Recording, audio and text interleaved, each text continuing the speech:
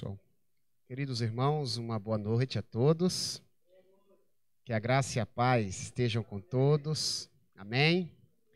No culto presencial, escutei apenas o irmão dizendo amém. Vamos fazer aí uma reprise. Vou dar boa noite, os irmãos repetem boa noite. Eu vou dizer graça e paz, os irmãos dizem amém, tá bom? Vamos recomeçar. Boa noite a todos. A graça e a paz. Amém. Para o irmão que respondeu, não responder sozinho. Ter o coro dos que estão participando do culto presencial. Para vocês também de casa, boa noite. Que a graça e a paz estejam com vocês também. A gente vai fazer a leitura bíblica no livro de Gênesis, capítulo 9, versículo 20 a 25. Dando sequência à série Família Blindada, a proposta é falar da importância da família para nossas vidas e para a sociedade, não apenas no seu sentido de convivência, no seu sentido literal, mas nos princípios que se aprende em família. Esse mês é dedicado a defendermos valores familiares. Cada culto tem uma abordagem, cada culto tem um valor familiar lembrado e exaustivamente refletido à luz das Sagradas Escrituras. E hoje o tema é um pouco diferente, podemos chamar de exótico, porque nos diz o seguinte: alucinado. Os irmãos vão entender ao longo do sermão. Gênesis 9, versículo 20 a 25, tema alucinado, diz assim a palavra de Deus. Depois do dilúvio, Noé começou a cultivar o solo e plantou uma videira. Certo dia, bebeu do vinho que ele próprio havia produzido. Ficou embriagado e foi deitar-se nu em sua tenda. Cã, pai de Canaã, viu que o seu pai estava nu e saiu para contar aos irmãos. Então Sem e Jafé pegaram um manto e o colocaram sobre os ombros. Em seguida, entraram na tenda de costas e, olhando para o outro lado, a fim de não ver a nudez do pai, cobriram-no com um manto. Quando Noé se recuperou da bebedeira e descobriu que Cã, seu filho mais novo, havia feito, exclamou: Maldito seja Canaã, que ele seja o servo mais insignificante de seus parentes. Por favor, se coloque no seu devido lugar. Você que está em casa também, mantenha seus neurônios aquecidos para podermos fazermos uma reflexão na palavra de Deus. Dados da Organização Mundial de Saúde do ano de 2019 revelam que mais de 4 milhões de brasileiros são alcoólatras. Mais de 4 milhões são dependentes do álcool.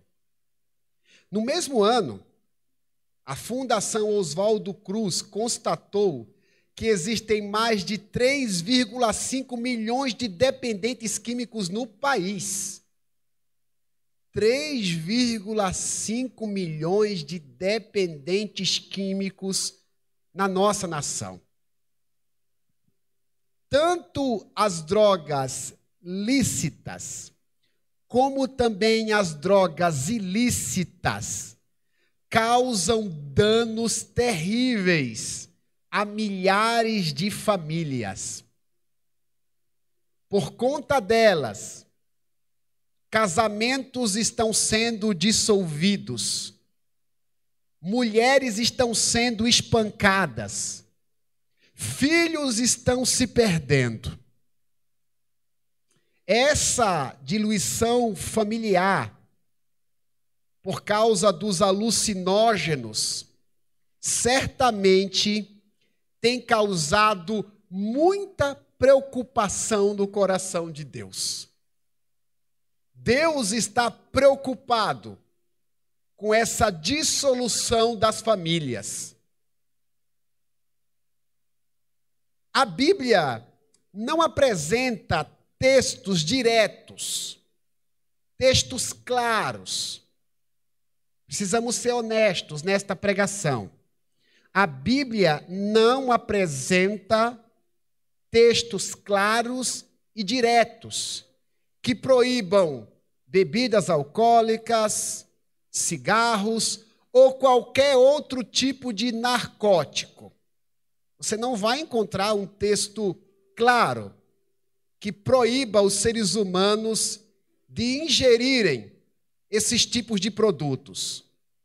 Contudo, na palavra de Deus, existem princípios espirituais que indicam o quanto o consumo de produtos tóxicos são nocivos, tanto para quem se torna dependente deles, como também para a convivência familiar e até mesmo para a sociedade. Dar atenção devida a esses princípios bíblicos é indispensável para evitar que nossas vidas, nossas famílias e a sociedade sejam destruídas. O que a Bíblia está nos ensinando com esses princípios contra esses males que têm assolado as famílias é que é necessário dar ouvidos àquilo que o Senhor nos fala a respeito do assunto, para que as nossas famílias sejam devidamente protegidas. E aquelas que foram capturadas por esses problemas, encontrem um meio para se libertar deles. Eu gostaria de convidar você a mergulhar na palavra de Deus, num episódio que, de maneira indireta, trata a respeito desse assunto. Poderia escolher diversos textos normativos, textos narrativos ou episódios específicos para fazermos essa abordagem. Mas o Espírito Santo me conduziu para falar de um acontecimento da vida de Noé. Quando a gente fala de Noé, via de regra, a gente se lembra do episódio da arca, da inundação do planeta Terra, onde ele foi um protagonista, conduzindo sua família para a embarcação e salvando uma parte dos animais. De fato, essa história está na palavra de Deus, mas a Bíblia é um livro imparcial. A mesma Bíblia que conta histórias positivas de seus personagens, ela não esconde os seus fracassos. Se fôssemos fazer uma dinâmica, dando oportunidade a cada um de nós para falar a nosso respeito, via de regra, costumamos potencializar a parte boa da nossa biografia. Temos muita dificuldade de expor nossas falhas e fracassos. A Bíblia, por sua vez, não coloca histórias ruins debaixo do tapete. O mesmo Noé, que foi protagonista, salvando a sua família e muitos animais no dilúvio, nesse momento ele vai ser apresentado como alguém que cometeu um sério deslize. E essa história nos ensina sobre o tema que será abordado hoje, alucinado. E o primeiro ensinamento, o primeiro princípio que essa palavra nos apresenta é o seguinte: prazeres desregrados causam constrangimentos. A repetição é didática, a repetição é pedagógica. Então não custa nada os irmãos que estão no culto presencial repetirem o tema e o pessoal que está em casa lê-lo novamente na parte baixa do visor. 1, 2, 3, vai aparecer o primeiro tópico novamente. 1, 2, 3.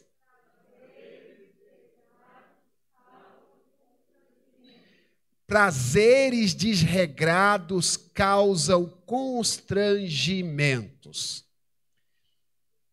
Gênesis 9, a partir do versículo 20, diz que Noé resolveu comemorar o livramento que Deus havia dado à sua família logo após as águas terem baixado na terra.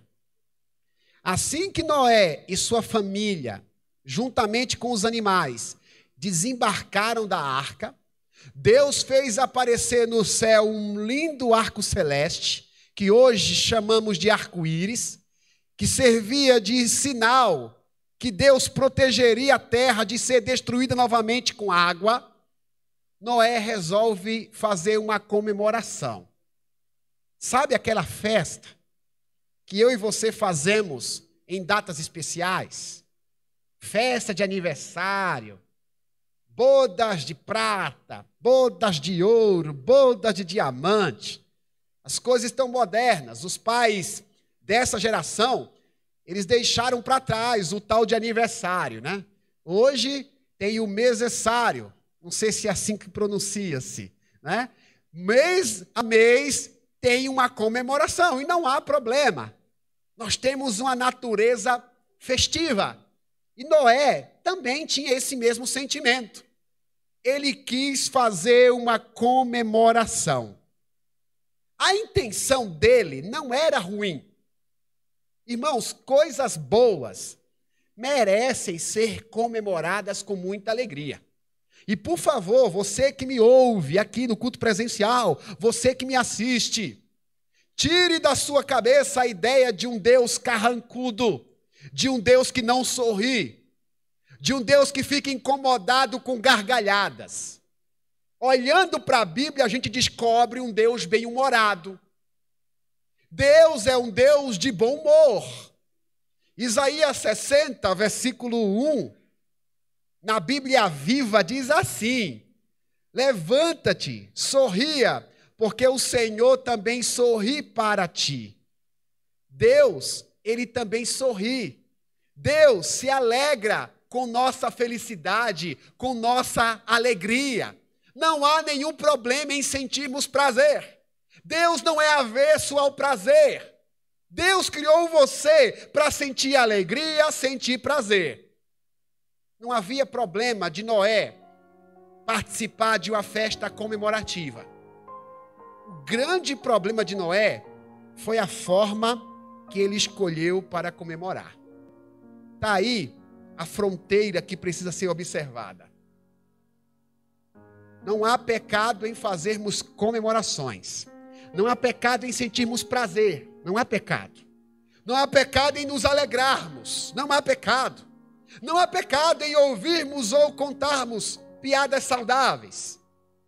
Mas precisamos saber os limites do prazer que estamos desfrutando.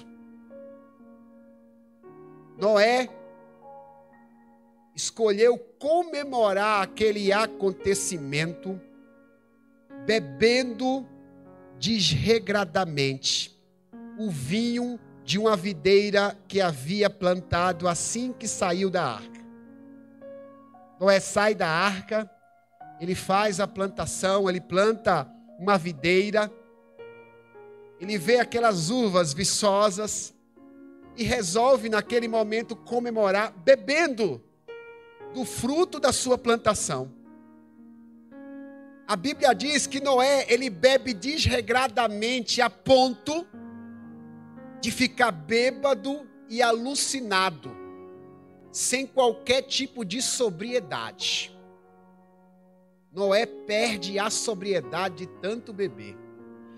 Eu preciso fazer uma digressão, porque eu acredito que quando a gente fala desse assunto, muitas dúvidas surgem. Antes da gente continuar a falar sobre essa atitude de Noé, eu preciso lembrá-los que no que tange a bebida alcoólica, existem duas recomendações bíblicas. Ouça-me. Tem duas recomendações na Bíblia a respeito do assunto. Primeira delas, o ato de beber não pode comprometer o bom testemunho de quem bebe. Primeira carta de Paulo aos Coríntios, capítulo 10, versículo 31, afirma: tudo o que fazemos deve glorificar a Deus, inclusive aquilo que comemos e bebemos.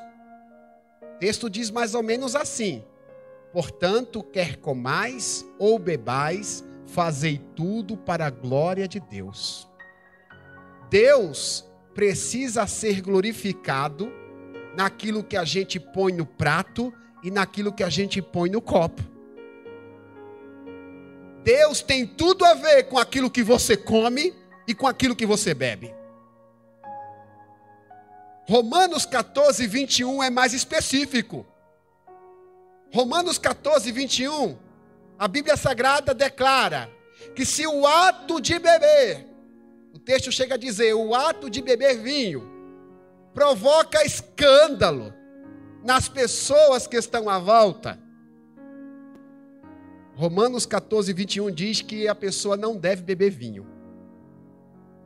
Se o ato de beber provoca escândalo, este ato deve ser evitado. Meus irmãos, na cultura brasileira, na cultura do nosso país, bebidas por menor teor alcoólico que possuam, denigrem a reputação de quem se diz cristão. Eu vou repetir, porque a repetição é didática e pedagógica. Na cultura brasileira, bebidas por menor teor alcoólico que possuam, denigrem a reputação de quem se apresenta como cristão. Isso precisa ser lembrado. Isso precisa ser considerado.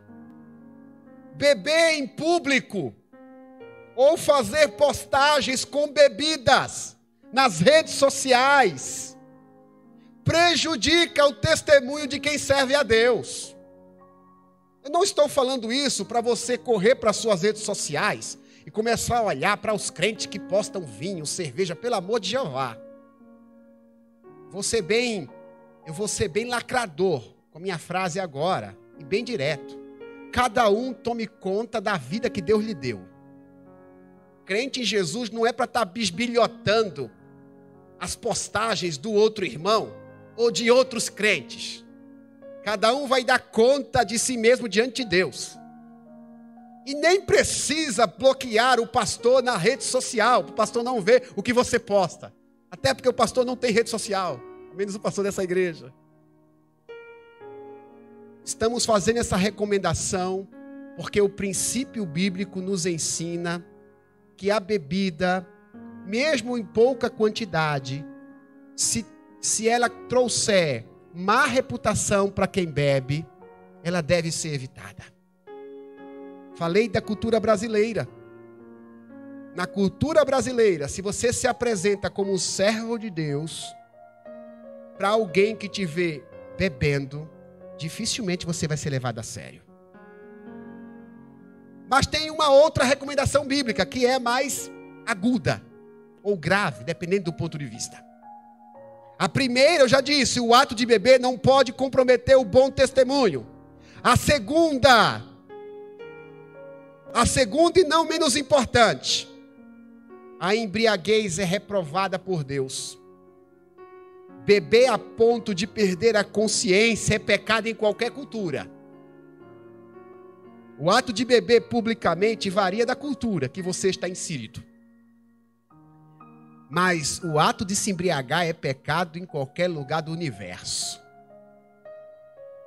Gálatas 5, 21. A palavra de Deus afirma que a embriaguez compromete a entrada no reino de Deus. Feita essas considerações sobremodo relevantes, é preciso olhar para o que Noé fez. Noé desobedeceu essa segunda recomendação. A Bíblia diz que Noé ficou muito animado na festa que ele promoveu. E é curioso porque, ao que tudo indica, Noé fez uma comemoração sozinho. Ele está sozinho, ele consegue fazer uma festa com ele mesmo. Quando eu preparava essa mensagem, eu me lembrei de um episódio do Chaves. Só quem teve infância da minha geração sabe o que é Chaves. O Chaves dizendo para os seus coleguinhas, num dos episódios da sua série, afirmou: quando eu crescer, eu vou ser dono de um restaurante. Mas não vou deixar ninguém entrar e vou comer tudo sozinho. Dizia o Chaves. Noé fez mais ou menos a mesma coisa. Ele fez uma festa e não convidou ninguém. É tudo meu. A festa tem somente a mim como convidado. Ele bebeu desregradamente. A Bíblia diz que ele bebeu tanto vinho, mas tanto vinho, que ficou desnorteado a ponto de tirar as suas próprias roupas. Veja que ideia. Noé ficou tão bêbado que começou a tirar sua roupa. Foi lá para sua tenda, completamente nu. Seus filhos o encontraram sem roupa. Algo que trouxe constrangimento para toda a família. Como pode? O homem a quem Deus usou para salvar a humanidade, Noé. O homem que Deus usou para construir a arca. O homem que teve sua história registrada na palavra, causando esse tipo de constrangimento. Percebe que os personagens da Bíblia são feitos de carne e osso, sujeitos a pecados? E você achando que só você que peca, né? E eu achando que sou o único pecador. Os homens da Bíblia, a história deles interagem com a nossa. E a Bíblia não esconde. Se você fosse um personagem da Bíblia, os teus pecados estariam na Bíblia. Nessa hora a gente louva a Deus. Ainda bem que Deus não me escolheu para fazer parte da Bíblia. Senão Deus ia contar tudinho. Deus não esconde. Numa linguagem popular, Deus não passa pano. Deus não esconde debaixo do tapete. E Noé completamente bêbado. Para o pessoal de casa que não sabe, aqui na minha terra, Taubaté, diriam, Noé estava completamente bêbado. É assim que nós taubateamos, falamos. Estava bêbado.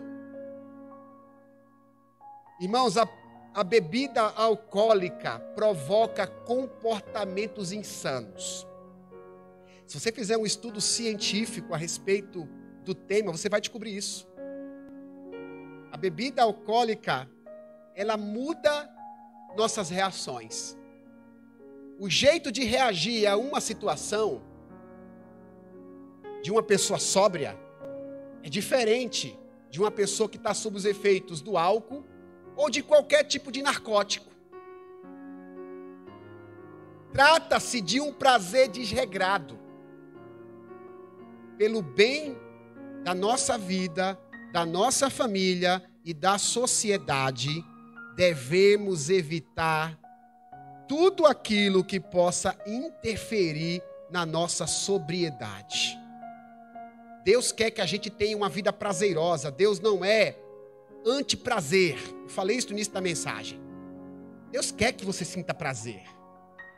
Mas o prazer não pode ser desregrado. Cuidado com o prazer desregrado. Cuidado. Deus não quer que você pague mico. Deus não quer que você seja constrangido e constranja os outros. Deus quer que tenhamos uma vida prazerosa que não cause qualquer tipo de dano a nós ou aos outros. Tem um segundo princípio aqui nessa história de Noé que eu queria compartilhar com vocês, que diz o seguinte, vai aparecer aí, eu vou falar e vocês repetem. Prazeres desregrados causam contendas. 1, 2, 3. Prazeres desregrados causam contendas. Irmãos, a gente quando lê a história lá de Noé, após o efeito do álcool, Noé ficou sabendo que um dos seus filhos, o caçula, chamado Cã, algumas bíblias chamam ele de Cão, e não é pejorativo, era o nome dele mesmo, o nome dele era Cã ou Cão. Noé tinha 3 filhos, Sem, Cã, Cão, Jafé. E ele fica sabendo, depois que volta à sobriedade, que o garoto mais novo da sua prole, Cã, havia olhado para sua nudez e contado para os seus irmãos. Tudo indica, meus irmãos, que Noé tenha sido vítima de uma brincadeira de mau gosto do seu filho mais novo.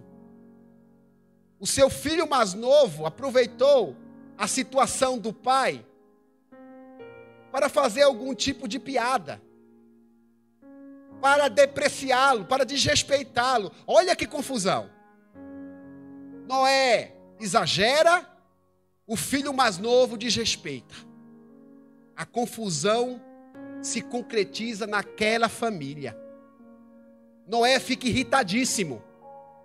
Noé, quando fica sabendo o que aconteceu, ele vai até o seu neto Canaã, filho de Cã, e diz: seja maldito você e a sua descendência. Noé ficou profundamente irritado. Uma contenda foi instalada, veja que coisa. Uma família outrora abençoada, naquele momento, tinha se tornado palco de uma verdadeira confusão. A embriaguez de Noé trouxe maldição para aquela casa. Por isso que Efésios 5,18, gosto demais desse texto da palavra, diz assim: não se embriaguem com vinho, pois gera contenda. Quem diz isso é a Bíblia. Não se embriaguem, vai ter confusão. Irmãos, quando Deus diz na Bíblia, não faça isso, na realidade é para o nosso próprio bem. A gente tem que perceber o seguinte: Deus não diz não por prazer. Quando Deus diz não para a gente, é porque Deus não quer que a gente se dê mal. Aquela barreira imposta por Deus é para nos livrar do precipício. Lembre-se disso. E a Bíblia está dizendo: olha, não se embriague porque vai ter confusão. A bebida é um prazer desregrado e perigoso. Ela pode causar desavenças e destruição numa casa. O mesmo princípio se aplica a qualquer tipo de produto que tire a nossa sobriedade. O deslize de Noé precisa ser considerado quando formos tentados. Porque existe uma tentação nesse sentido, queridos. São 4 milhões de brasileiros, confessos, que têm problema com álcool. A pesquisa não mede aqueles que não são confessos. São muitos adolescentes e jovens que já enveredaram por esse caminho. As drogas é um caminho ainda pior.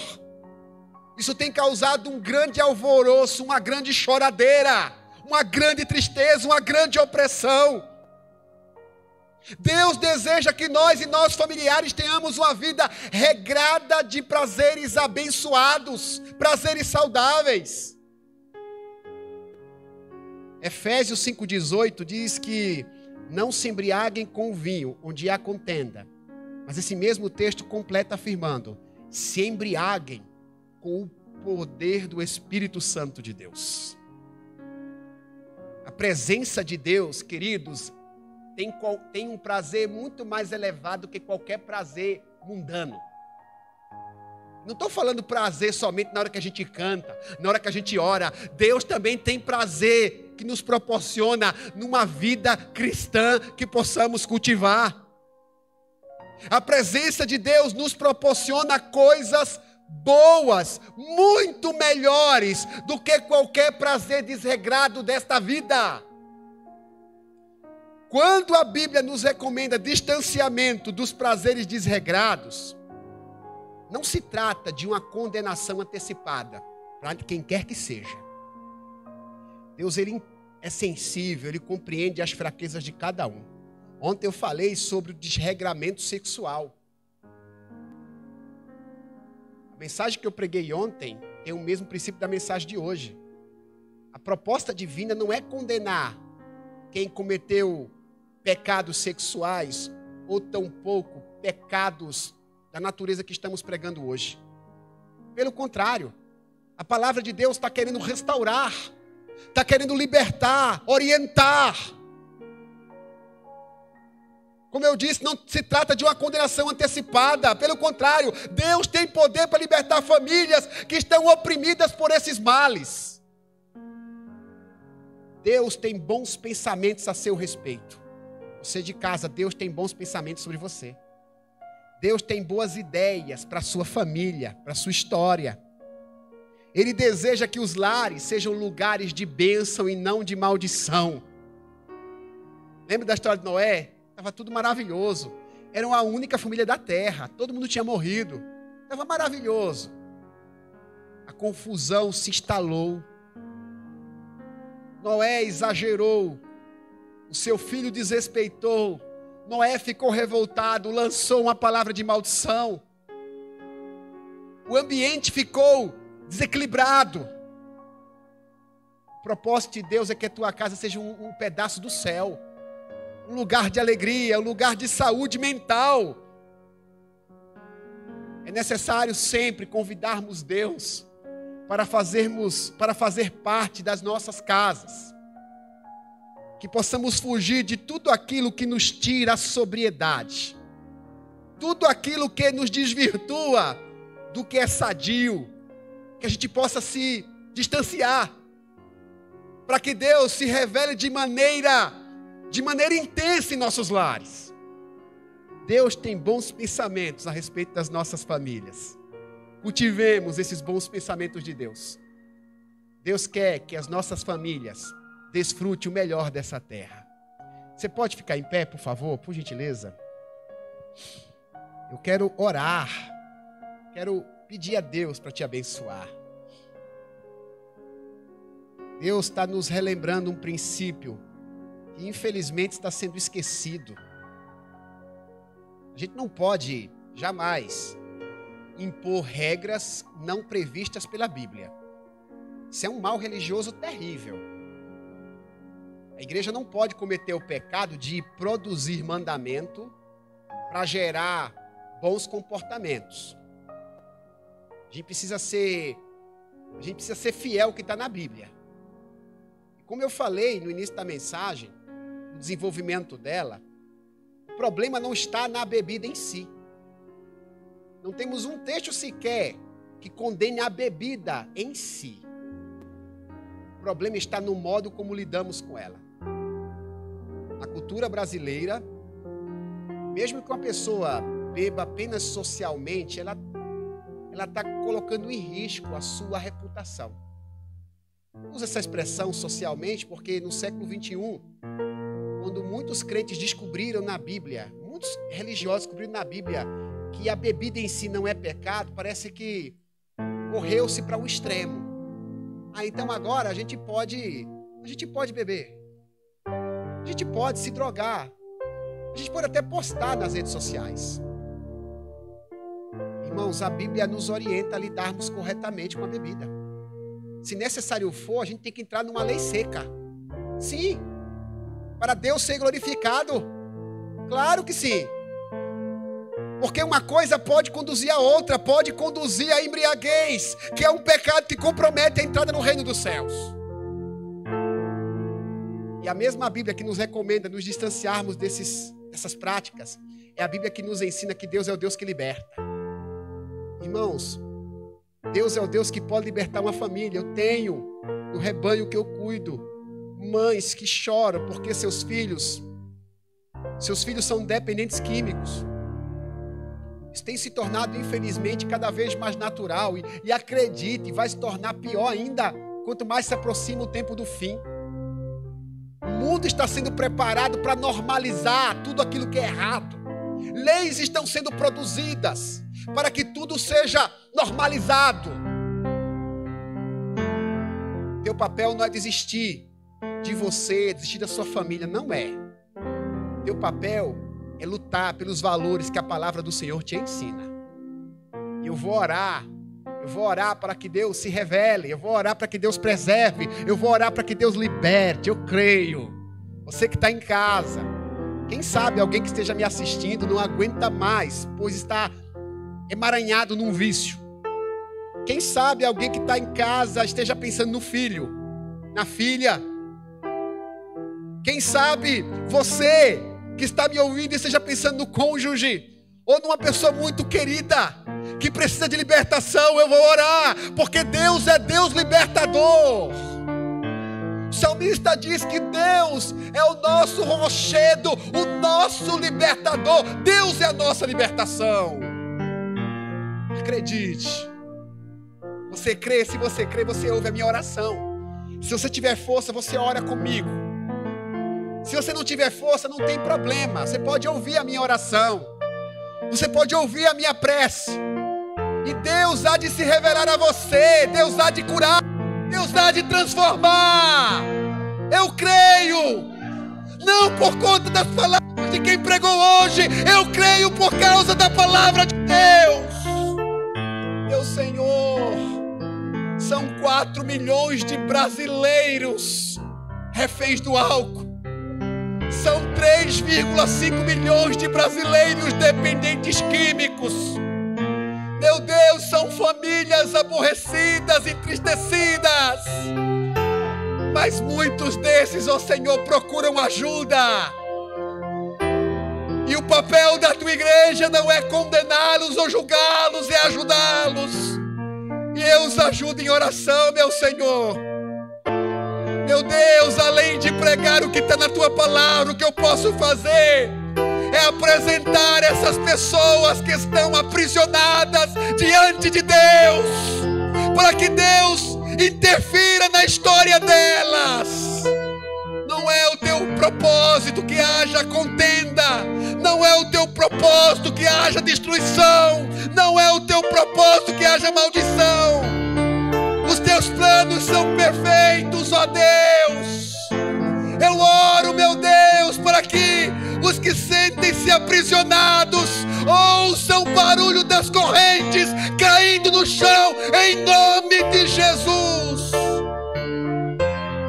Sim, meu Deus, que as correntes se despedacem, que as correntes do álcool, que as correntes do cigarro, que as correntes das drogas, que as correntes da maconha, que as correntes da cocaína, em nome de Jesus. Em nome de Jesus. Senhor, que o teu Espírito Santo visite famílias que estão sendo destruídas, casamentos que estão sendo arruinados. Pai, no nome de Jesus, visita. Põe no coração, meu Deus, o propósito de lutar contra esses males. Em nome de Jesus. Eu oro por essa mãe, por esse pai, cujos filhos são dependentes químicos. Meu Deus, algum desses garotos não fazem simplesmente porque tem prazer. Já se tornaram vítimas dessa situação. Cometeram um pecado grave de experimentar, mas hoje se tornaram escravos. Sim, meu Deus. Alguns deles talvez até desejem não mais se submeter a essa situação. E precisam urgentemente de uma ação sobrenatural. E eu oro, meu Deus, com a oração dessa mãe, com a oração desse pai, com a oração desse esposo, com a oração dessa esposa, com a oração desse filho, dessa filha. Eu uno a minha fé a deles, para que o poder do Espírito Santo promova uma completa e perfeita libertação. Tua palavra diz, Senhor, conhecereis a verdade. Conhecereis a verdade vos libertará. Porque se o Filho nos libertar, verdadeiramente seremos livres. Meu Deus, aqui está o teu Espírito. E onde está o Espírito do Senhor, aí também há liberdade. Liberta, Espírito Santo. Abençoa, Senhor. Que as nossas famílias sejam abençoadas, protegidas, preservadas, restauradas, curadas, transformadas, salvas para a glória de Deus. Em nome de Jesus.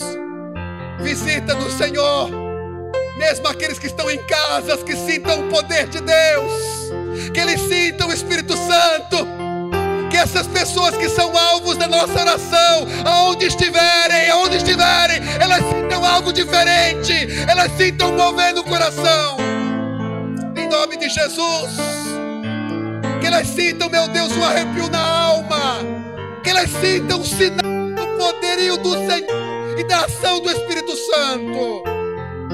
Em nome de Jesus Cristo, oramos, Senhor, e cremos que Tu és o Deus que cuida, Tu és o Deus que toca, Tu és